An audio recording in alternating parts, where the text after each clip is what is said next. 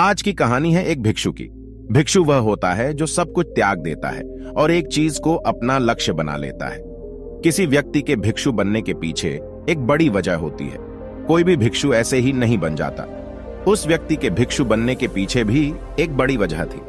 भिक्षु बनने से पहले उस व्यक्ति के मन ने उसे कई गलत काम करने पे मजबूर किया था। उसने कई पाप किए थे। वह व्यक्ति अपने मन के अनुसार चलने लगता है। उस व्यक्ति के मन ने उसे अपना गुलाम बना रखा था और वह अपने मन का दास था। जीवन में हर सुख और संपदा प्राप्त करने के बाद भी उस आदमी के दिल में बहुत दर्द था और यह मानसिक भय ही उसे एक भिक्षु बना देती है।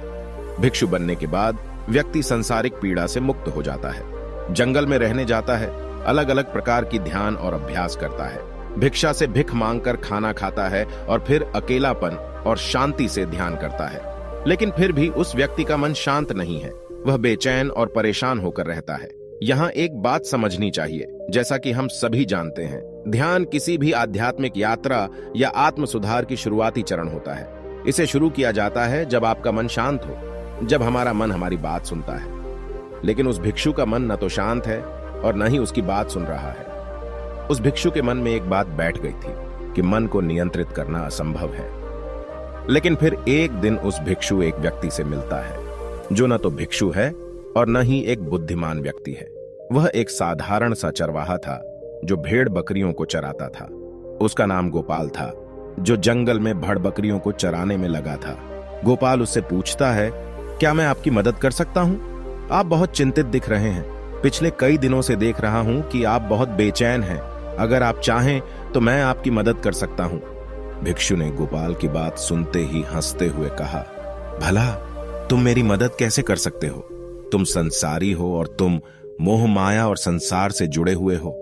मैंने सब कुछ छोड़ दिया और जंगल में आया, फिर भी मेरा मन मेरे वश में नहीं है। गोपाल कहता है कि हाँ, मैं तुम्हें सिखा सकता हूं। मुझे अपने मन को वश में करना आता है। वह चरवाहा कहता है, मन को वश में करने के लिए सभी वस्तुओं का त्याग करने की आवश्यकता नहीं है, ना ही जंगल में आकर रहने की जरूरत है। मन को वश में करने के लिए बस एक चीज को छोड़ना सबसे जरूरी है। वह भिक्षु उस चरवाहे से पूछता है, वह एक चीज क्या है? चरवाहा कहता है, वह एक चीज है गलत जानकारी। आज तक हमारे भीतर जो भी जानकारी गई है उसी ने हमारे मस्तिष्क और मन का निर्माण किया है। सन्यासी उस चरवाहे से पूछता है, परंतु वह कैसे? वह चरवाहा समझाते हुए कहता है, मान लो तुमने आज तक अपने जीवन में सेब का फल ही नहीं खाया है। तुम्हें सेब के स्वाद के बारे में कुछ भी नहीं पता। तो क्या तुम्हारा मन कभी सेब खाने को कर सकता है? नहीं ना।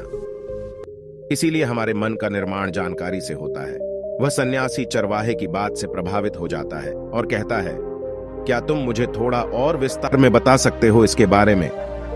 गोपाल भिक्षु को बताता है कि अगर तुम अपने मन को नियंत्रित करना चाहते हो तो मेरी बातें ध्यान से सुनो। तुम अपने मन को नियंत्रित कर सकते हो जब तुम अपने मन की जड़ों को देख पाओगे। मन का निर्माण जानकारी से होता है और हमारे शरीर में जानकारी के 5 प्रवेश द्वार होते हैं। पहला, आंख। अपनी आंखों से जो कुछ भी देखते हैं, अच्छा या बुरा, वह सब हमारे मन की याददाश्त में इकट्ठा होता रहता है। दूसरा, कान। जो कुछ भी हम अपने कानों से सुनते हैं हमारे मन में वैसे ही बीज के रूप में बोया जाता है। तीसरा, जीभ।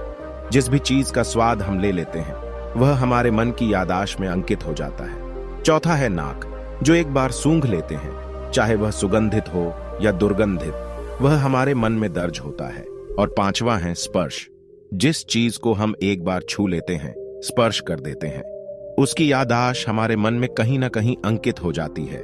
इन 5 और शारीरिक द्वारों से जो भी जानकारी हमारे अंदर प्रवेश करती है वह जानकारी बीजों के रूप में जमा हो जाती है और धीरे धीरे वृक्ष बनते हैं। हमारा मन मिट्टी की तरह है जिसमें बीज बोए जाते हैं और हमारी बुद्धि बीज बोने वाले किसान की तरह है।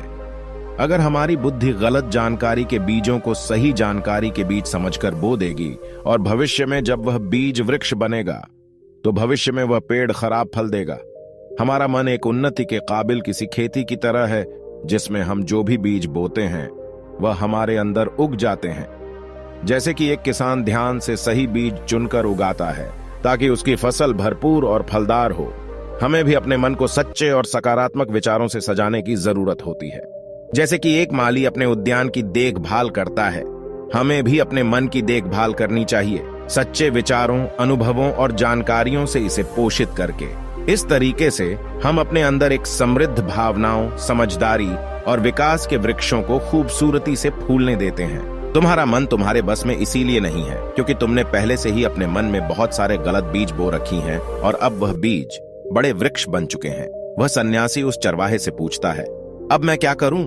क्योंकि अब तक मैंने बहुत सारे गलत बीज बो डाले हैं और मैं उन्हें उखाड़ नहीं सकता। गोपाल भिक्षु से कहता है, तुम अब तक अज्ञानता और अनजाने में गलत बीज बो रहे थे, लेकिन अब से सच्चे मन से सही बीज बोना शुरू करो। अगर अंदर हजारों गलत बीज हैं, तो क्या हुआ? अब तैयार हो जाओ लाखों सही बीज उगाने के लिए। तुम्हें बस ध्यान देना होगा, यह देखना कि इन 5 द्वारों के माध्यम से तुम्हारे अंदर कौन सी जानकारी जा रही है और जो जानकारी आ रही है वह सही है या नहीं। भिक्षु पूछता है, यह कब तक करना होगा? गोपाल कहता है, पूरी जिंदगी। जैसे तुम हर दिन अपने पेट को अच्छा खाना देते हो, ठीक उसी तरह हर दिन अपने मन को भी अच्छी जानकारी और सही विचार दो। जीवन में हर दिन, हर पल तुम्हारे सामने 2 विकल्प होंगे, जिनमें से एक सही होगा और दूसरा गलत, लेकिन तुम्हें हर बार सही विकल्प का चुनाव करना होगा। हमेशा याद रखना, सही चुनाव करने से तुम्हें अंदर दुख हो सकता है, तुम तकलीफ भी हो सकती है, लेकिन वह तकलीफ कुछ समय के लिए ही होगी। तो चाहे अंदर तुम्हारे कितना भी दर्द हो, तुम्हें हर बार सही विकल्प का चुनाव करना होगा। जितनी बार तुम सही चुनते हो, उतने ही अधिक सही बीज तुम्हारे अंदर बोए जाएंगे, और जिस दिन तुम्हारे अंदर सही बीजों की संख्या गलत बीजों की संख्या से अधिक हो जाएगी, उस दिन तुम्हारा मन तुम्हारे नियंत्रण में होगा। लेकिन उस दिन के लिए तुम्हें आज से ही अपने प्रयास को जारी रखना होगा। भिक्षु गोपाल के बातों को समझ जाता है। अगर आपको यह वीडियो पसंद आया हो तो इसे लाइक और अपने दोस्तों और परिवार के साथ भी शेयर करें। नमो बुद्धाय।